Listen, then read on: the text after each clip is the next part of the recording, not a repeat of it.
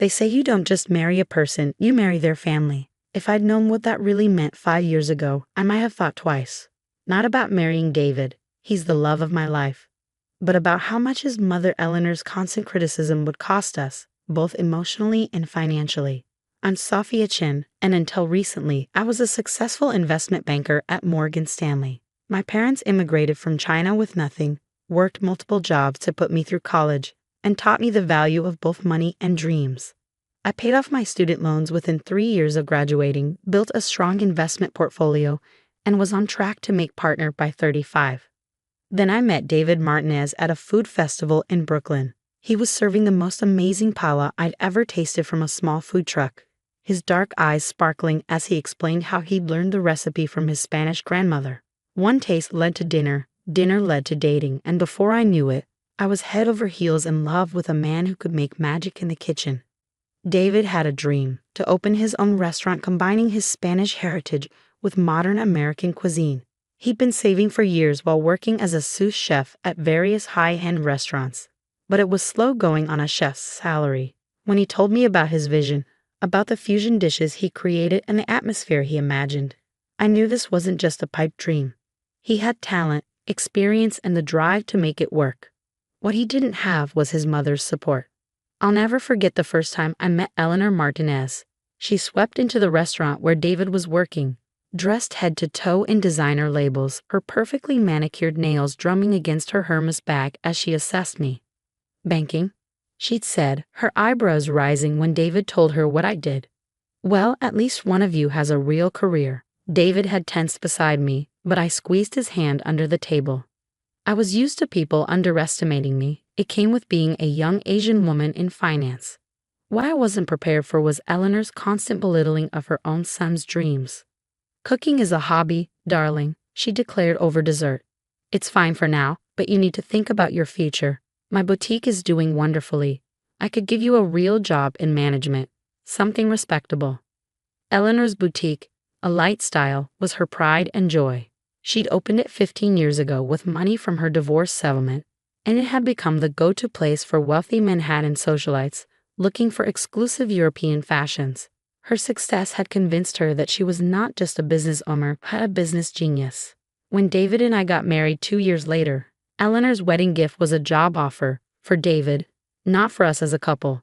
She'd had business cards printed, David Martinez, General Manager, a light style. He quietly tucked them away in a drawer, never to be seen again.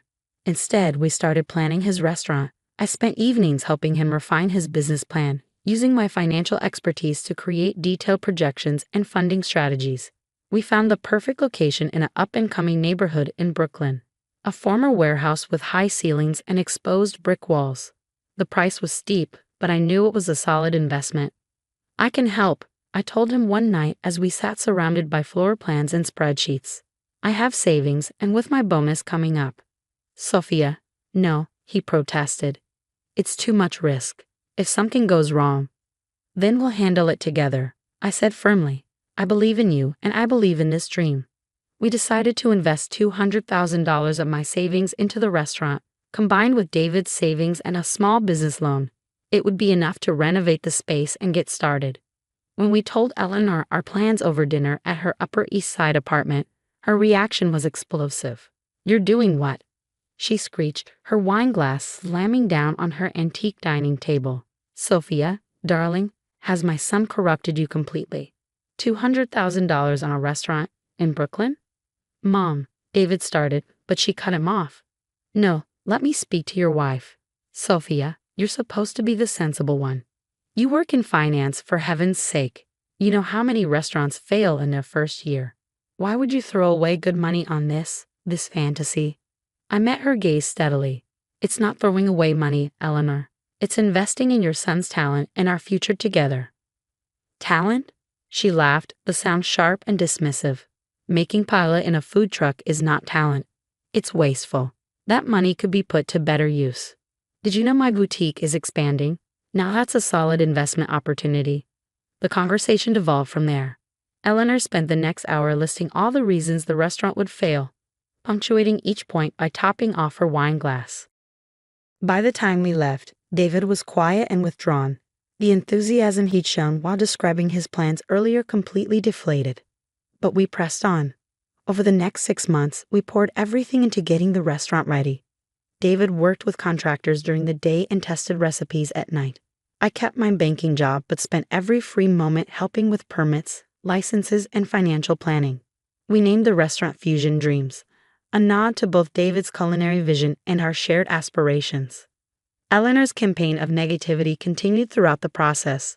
She sent David articles about restaurant failures, made pointed comments about wasting a good education on cooking, and repeatedly offered him that management position at her boutique. Each time, I watched my husband's confidence take another hit, but he persevered. The weekend before our opening, Eleanor stopped by the restaurant unannounced. She walked through the space with her nose wrinkled, as if she could smell failure in the fresh paint and new equipment. "Oh, Sophia," she sighed, running a finger along our custom-built bar. "When this all falls apart, and it will, don't say I didn't warn you. This kind of naive financial support will ruin both of you." I started to respond, but something caught my eye through the front window. A sleek black car had pulled up outside a late style across town, and two men in suits were taping something to the door. Even from a distance, I recognized that type of document. I'd seen enough of them in my banking career. That's when I remembered the rumors I'd heard at my last charity gala. Whispers about Eleanor's boutique, about unpaid suppliers and mounting debt. About how she'd been selling knockoff designer items alongside genuine ones to maintain her profit margins. Eleanor's phone rang before I could say anything. The color drained from her face as she listened to whoever was on the other end. Without another word, she grabbed her bag and rushed out, leaving behind only the lingering scent of her expensive perfume and the echo of her dire predictions. David emerged from the kitchen, wiping his hands on his apron. Was that Mom leaving? I nodded, still watching through the window as Eleanor's Mercedes peeled away from the curb. Yes, but I think something's wrong. Those men at her store. "She'll be fine," David said, turning back to his prep work. "Mom always lands on her feet. That's what she keeps telling me, right? Unlike us naive dreamers." I wasn't so sure. Years of working in finance had taught me to recognize the signs of a business in trouble. And from what I'd just seen, Eleanor's carefully constructed world was about to come crashing down.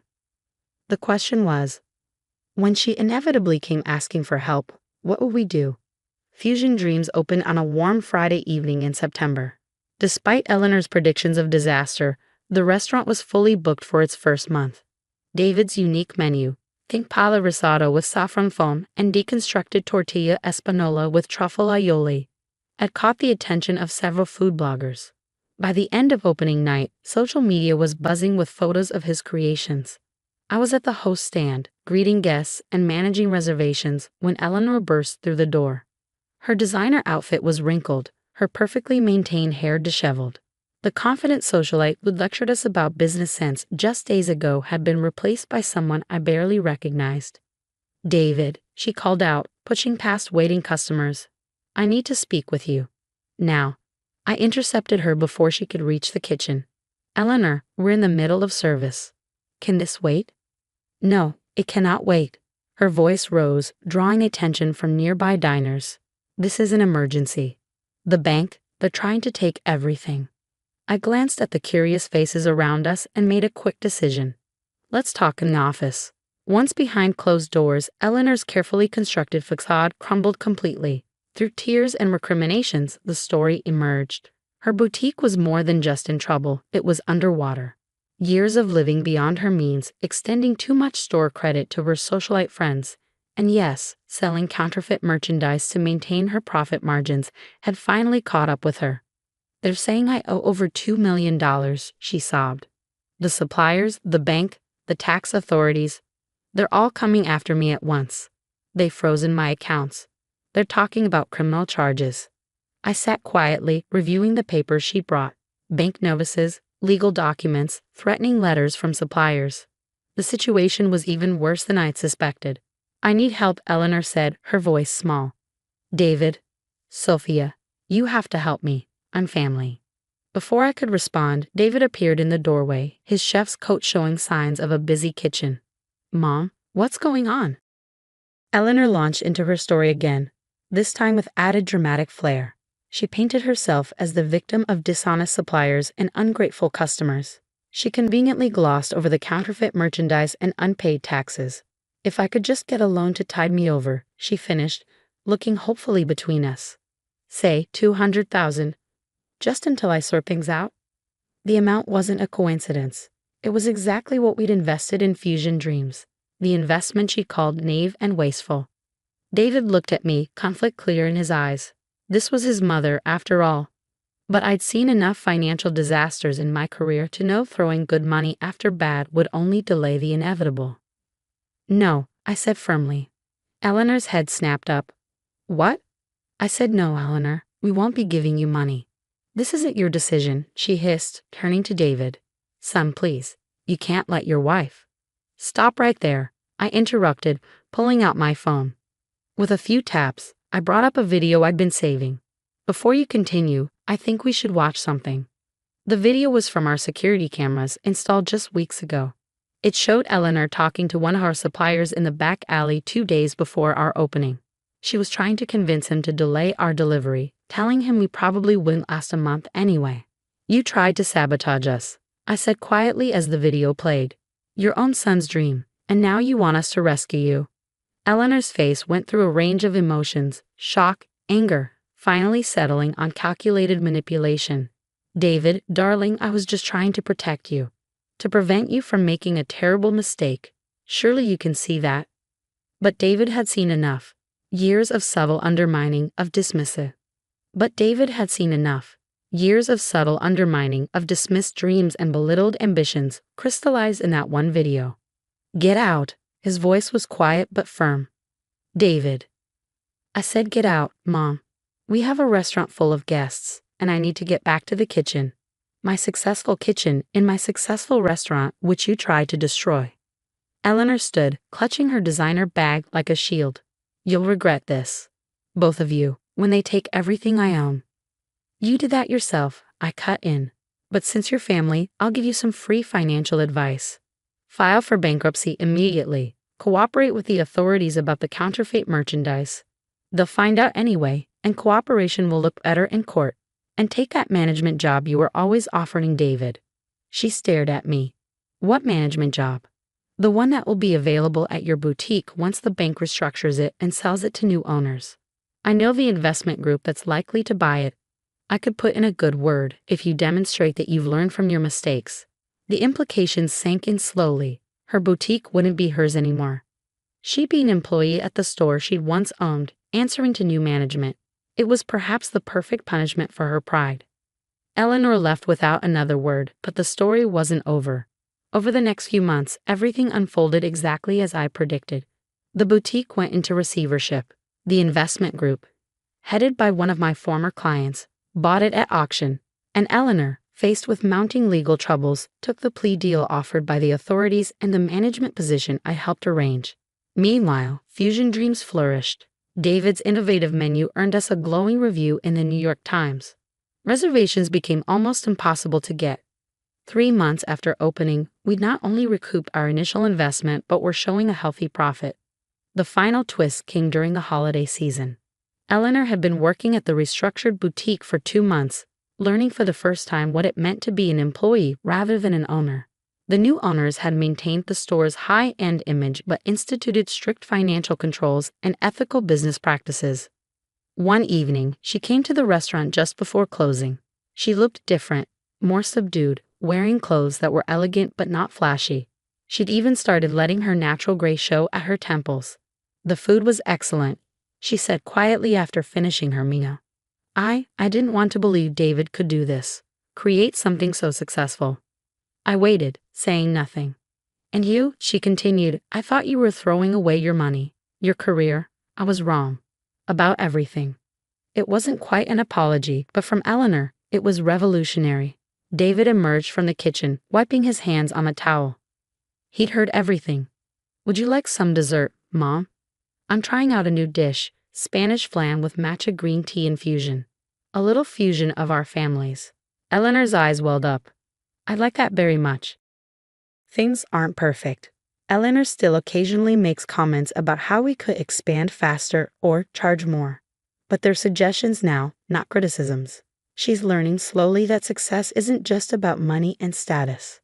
Last week, she helped us host a special dinner event at Fusion Dreams, a fundraiser for a culinary school scholarship program we're starting. She worked the room like the social professional she is, but this time her pride was genuine as she told guests about her son's achievements. The real change came yesterday. Eleanor brought her first paycheck from the boutique to show us. It was probably a quarter of what she used to make, but she seemed more at peace than I'd ever seen her. "I've learned something," she said, sipping the wine David had chosen for her. "It's not about how much money you have or make. It's about building something real, something honest." I smiled, remembering my own parents' lessons about the value of both money and dreams. "That's what we've been trying to tell you." She nodded, looking around the bustling restaurant. "I see that now.